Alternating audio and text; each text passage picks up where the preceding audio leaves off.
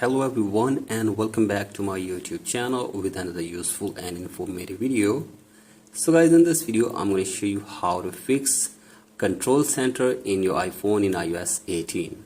So guys, if you have updated your device to the latest version iOS 18 and your control center is not working properly, or you are unable to add your apps or your shortcuts to your control center, here I will show you how can you fix it. So guys, this is very basic and simple. First of all, you have to simply open settings in your device, and from here scroll it below and go to control center, and from here you have to simply turn this toggle off for one time, and after this you have to turn it on again. So guys, do this, and after this you have to force restart your device for one time as well. So guys, for that, press and release the volume up button and then down button, and keep holding the power button until your device force restarts.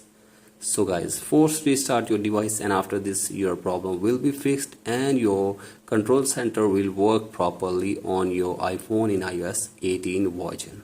So guys, that's it for today's video. Hope this video helps you. Please like and subscribe to my YouTube channel as well. Thank you.